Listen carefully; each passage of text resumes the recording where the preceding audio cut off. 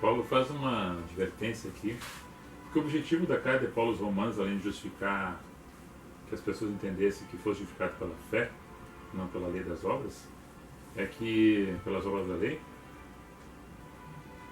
ele está aqui fazendo a menção de que o povo que estava vindo dentro de uma situação de conversão, para dentro do grupo, chamados cristãos, que eles não ficassem inchados, que eles não ficassem soberbos, se ensoberbecessem, porque foi cortado aquele que era Cristo, que é a videira verdadeira. Foi cortado o prepúcio daqueles que eram judeus, na carne. A videira, Cristo foi cortado.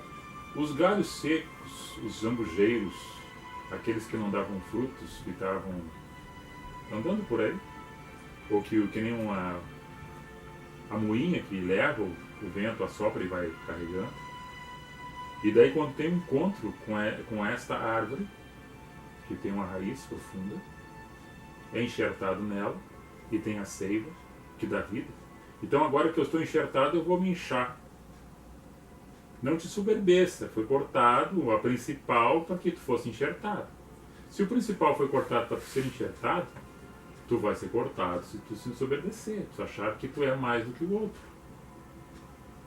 Daí Jesus vem com a mensagem que um vai dar frutos de tantos, né, pela porcentagem de 30, 60 e 100, pela semente que é lançada. É uma outra parábola, né, Mateus 13. Então todas essas mensagens têm ligação uma com a outra pela ordem espiritual dos textos, dentro dos contextos dos versículos que são lidos, porque é um grande ensino que de profundidade espiritual, que faz uma referência de uma árvore. Jesus diz que a sua videira é verdadeira, vocês são os ramos. Aqui Paulo diz que quem estava sendo cortado era o judeu, e agora aqueles que estavam vindo sendo enxertados eram os gregos, eram os romanos. E a mensagem queria chegar também na Espanha através dessa carta aos espanhóis.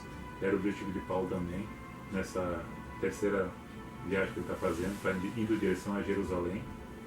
Então tudo tinha um objetivo espiritual dirigido pelo Espírito Santo. Tanto é que muitas vezes ele foi impedido de ir a tal lugar pelo Espírito Santo. Ele ficava ou impulsionado para outro lugar, que ele ouviu uma voz que chamava ele para Macedônia, passar Macedônia, que estava muito frio lá. Então tudo isso pela ordem espiritual.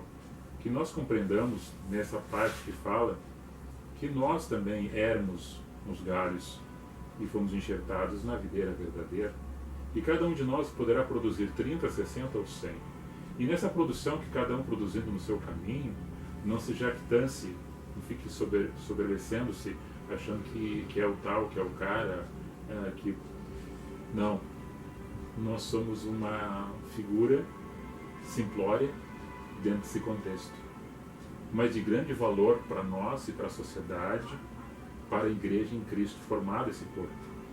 Foi cortado ali Jesus no madeiro, foi crucificado o seu sangue, então o seu Espírito, sua graça entrou em nós por essa ação, de uma forma que nós recebemos, que a irmã leu, pelo ouvir, porque a fé é pelo ouvir a palavra que é anunciada, mesmo antes dela ter sido escrita, porque ela ecoava nos corações de muitas pessoas essa mensagem do Evangelho, sem ter chegado em lugares que não tinha chegado ainda o emissário dessa palavra, mas o Espírito Santo que habita em todos os lugares já chegava e tocava no coração, na porta do coração das pessoas para entrar ali e fazer morada.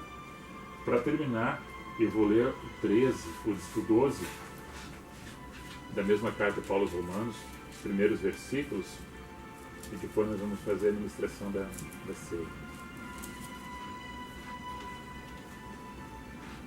Ele faz um apelo aqui, Paulo.